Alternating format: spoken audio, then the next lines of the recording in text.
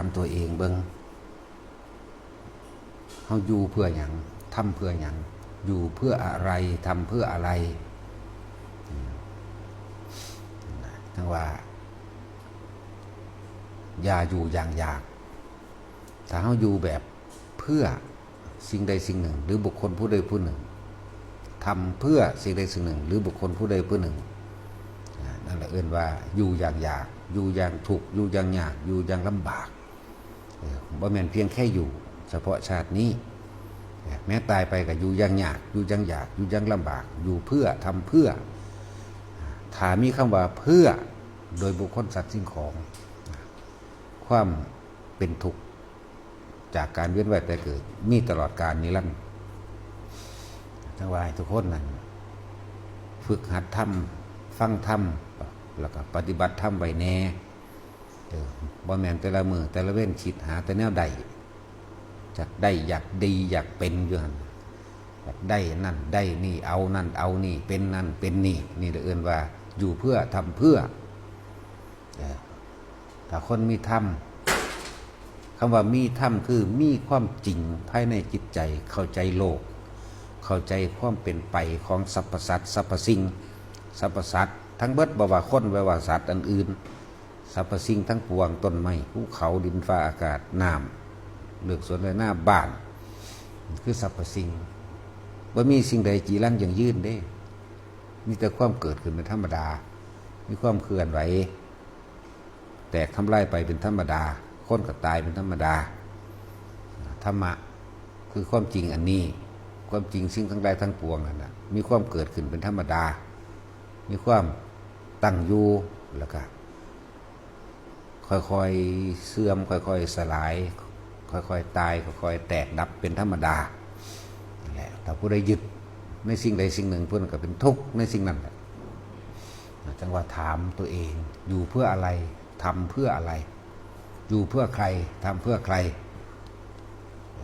แต่อยู่เพื่อทำเพื่อล้วนแล้วแต่เป็นเหตุเป็นปัจจัยเวียนว่ายตายเกิดอยู่ในวัฏสงสารล้วนๆจะเป็นยังกระสร้างทุกข์คือเก่า จึงอยากให้ทุกคนเห็นคุณค่าของคำว่าธรรมเห็นคุณค่าของจิตใจตัวเองความจริงมันก็เรียกร้องตามธรรมดาสัตว์โลกก็ปรารถนาความสุขอันเกิดจากรูปอันน่ารักน่าใคร่ที่พอใจของตนรสอันเป็นที่ความใคร่อยากตามใจปรารถนาของตนกลิ่นเสียงสัมผัสผัสสะทางกายที่เป็นที่น่าพึงพอใจนี่คือสัตว์ทั้งหลายมีเอิ้นว่าสัตว์นี่คือผู้ที่ยังคล่องอยู่ในอารมณ์ความรู้สึกที่พอใจถ้าเฮ้า ที่นี่ถ้าคนมีธรรมะคนนำเอาคำสอนพระพุทธเจ้า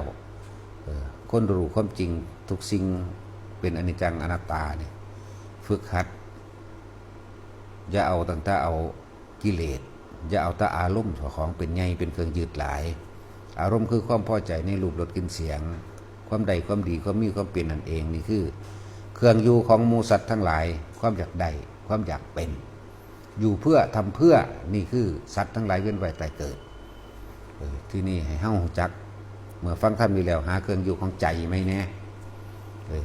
ให้มันแย่งชิงกันมั่งกิเลสแย่งไป1,000,000%ธรรมะแย่งมาจาก1%มันจังสิค่อยๆสะสมไป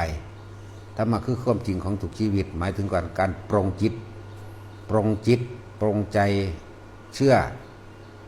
หรือเห็นตามความเป็นจริงปรงจิตปรงใจเห็นตามความเป็นจริง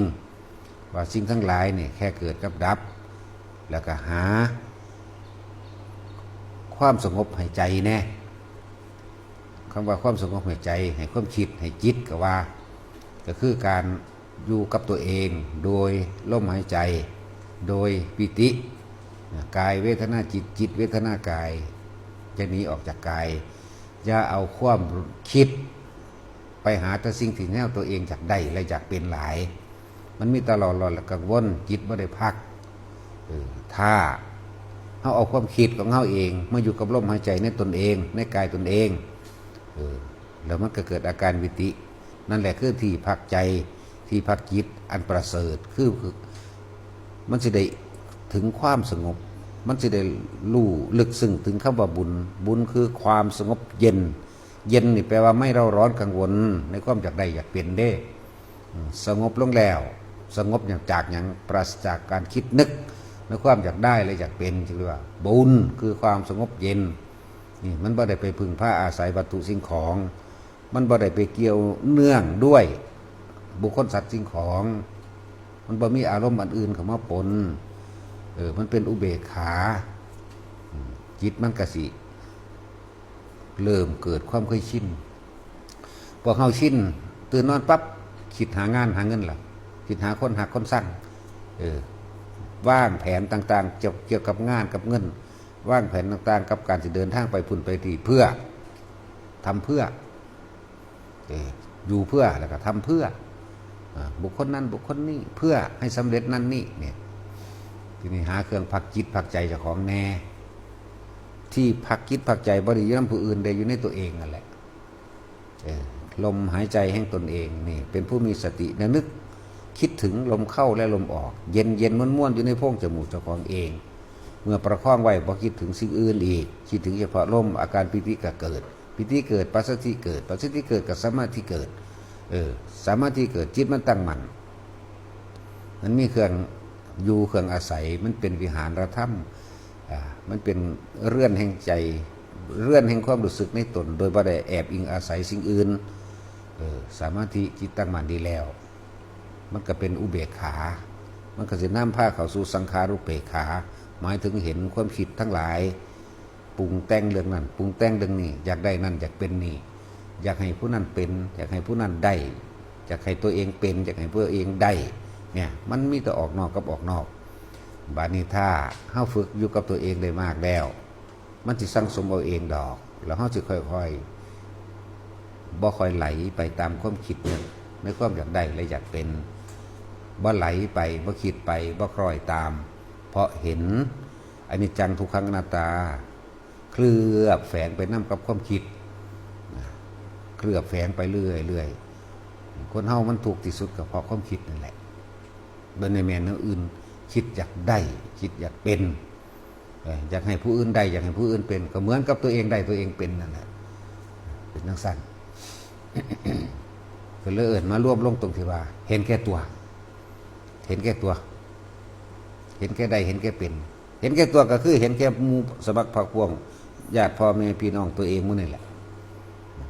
ว่าเห็นแก่ตัวทั้งหมดถ้าเฮาละว่างความเห็นแก่ตัวบ่ได้เฮาก็จังเวียนว่ายตายเกิดกับสิ่งที่อยู่เพื่อทำเพื่อ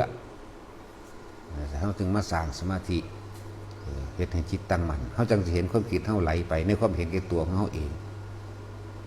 ตราบใดถ้าบ่หมดตัวหมดความเห็นแก่ตัวหมดความเห็นพร้อมหมดความเห็นใดทั้งสิ้นหมดความเห็นในการไปยืนยันตัดสินทั้งสิ้นเกิดคือเก่าเกิดอยู่ตามนั้นตามที่ตัวของเห็นว่าถูกว่าผิดว่าได้ว่ามีว่าเป็นนั่นเองต้องหมดตัวหมดความเห็นพร้อมหมดความเห็นแก่ตัวพร้อมอะไรจะว่าให้พากันสร้างเนี่ยสร้างกำลังให้ใจเจ้าของเองแน่บารมีแปลว่ากำลังใจในการประหัตประหารบารมีกำลังทางกายก็คือการให้ท่านสละออกล่องสละออกมึงดูบารมีทั้งวาจาคือทำจริงพูดจริงบารมีทั้งใจเพิ่นร่วมมาว่าทั้งใจบารมีแปลว่าเครื่องประหัตประหารความเห็นแก่ตัวนั่นแหละความเห็นแก่ตัวแต่ฝึกหัดปฏิบัติไปเถอะแม้นสิว่า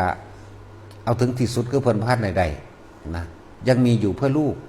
ทำเพื่อหลานทำเพื่อรวยทำเพื่อหนี้ยังมีอยู่แต่ก็สมทุกคนนั้นหาวิธีที่สิเฮ็ดให้ตัวเองสงบลงได้แน่ถึงบุญแน่มันต้องมีนะทุกคนฝึกไปแล้วอยู่ในนี่ก็ค่อยๆเอาไปฝึกเอาเองต่อไปตัวพวกเจ้าสิเห็นคุณค่าตอนพวกเจ้าเจ็บป่วยหรืออุบัติเหตุเฉียบพลันสิเห็นคุณค่าตอนนั้นถ้าบ่ฝึกเอาไว้เมื่อบ่มีบุญป้องกันเมื่อบ่มีบุญเป็นเครื่องรองรับมันก็ตายเร็วแต่ละคนเป็นมันเบิดบุญได้นั่นน่ะมันต้องตายเร็วจากต้องสร้างบุญสร้างบารมีสร้างกำลังตรงนี้เป็นเครื่องต้านทานบางคนมันตายโดยเหตุอันบ่สมควร ตายก่อนไว้มั่งตายทั้งที่บ่เป็นตาตายมั่งเพราะว่ามันเบิดบุญบ่เป็นเกราะป้องกันตัวเองบุญนั้นเกิดจากการภาวนามีอานิสงส์มากแหละจึงว่าพยายามเน้นย้ำสอนให้ทุกคนเฮ็ดเป็นเฮ็ดเอาเองเฮ็ดเป็นเอาเองให้ทุกคนน่ะเอาสติตัวเองป้องกันตัวเองบ่มีผู้ใดป้องกันภัยใดเบิดจักรวาลนี่อนันตจักรวาลนี่บ่มีผู้ใดไปป้องกันภัยใดเด้อตัวเองนั่นแหละป้องกันตัวเองก็มาเกิดเองอยากเองทำเองผิดเองเจ็บเองปวดเองสุขเองทุกข์เองฉะนั้นตัวเองก็ต้องทำตัวเองให้พ้นออกได้บ่มีผู้ใดมาดลบันดาลผู้ใดสุขได้ทุกข์ได้เด้ตัวเองนั่นเด้เป็นผู้สุขเองทุกข์เองยึดเองทั้งสุขและทุกข์เดียวกันเลยยึดเองนั่นแหละจังว่าคนเฮาสิเห็นคุณค่า